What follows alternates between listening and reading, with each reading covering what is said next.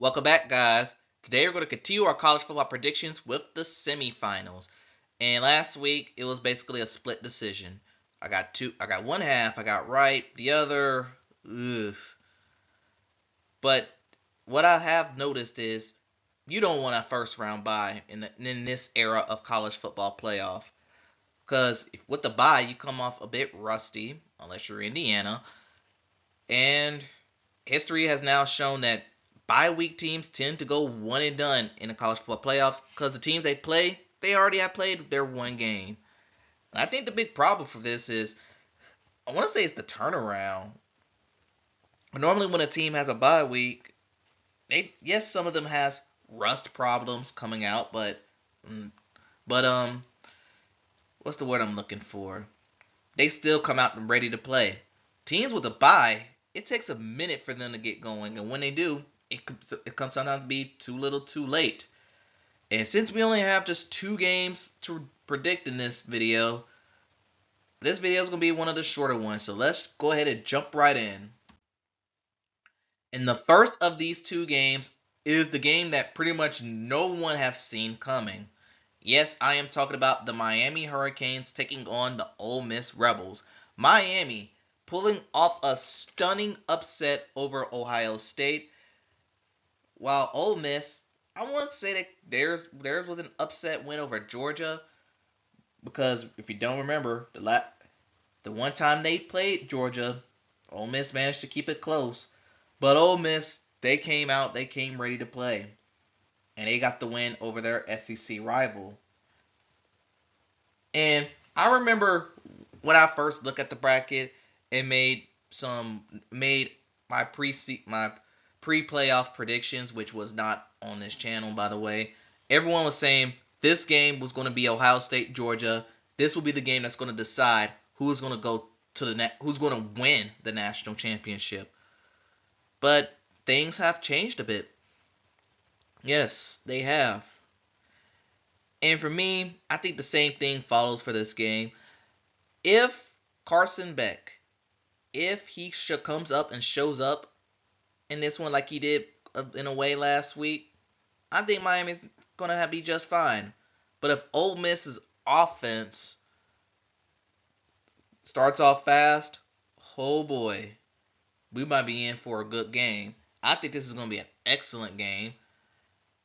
And I've kind of went back and forth to who I wanted to win, but I ultimately settled with Miami to get the job done. And that's because I trust their defense 10 times more than I trust Ole Miss's D. And defense wins championships. So, Miami, you're going to come home. The next time you come home, you're going to be playing in a national title game. That's going to be my prediction. Also, ain't it kind of weird that this game is the Fiesta Bowl?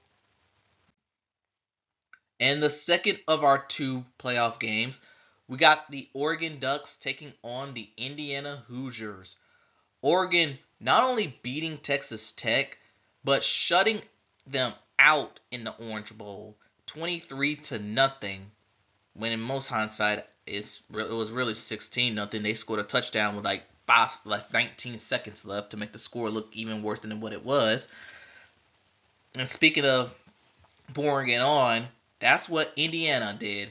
And with this, Indiana became the first team in the 12-team playoff era to win their playoff game having a bye.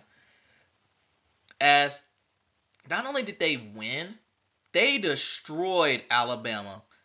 They basically took their will to live. In other words, they out Alabama'd Alabama. Granted, Ty Simpson did leave the game early in the third quarter due to an elbow injury, but even if he stayed on, the game was good as gold, was good as gone. And now, Indiana, you have my attention. Yep, I have finally paid attention to you guys after I kind of gave you the cold shoulder these past couple of weeks. But they'll be playing. But this game is a rematch of these two teams. Last time we saw them was, I think, week 6. It was my game of the. I know it was my game of the week. And Indiana, they went on the road and gave Oregon their only loss on the season.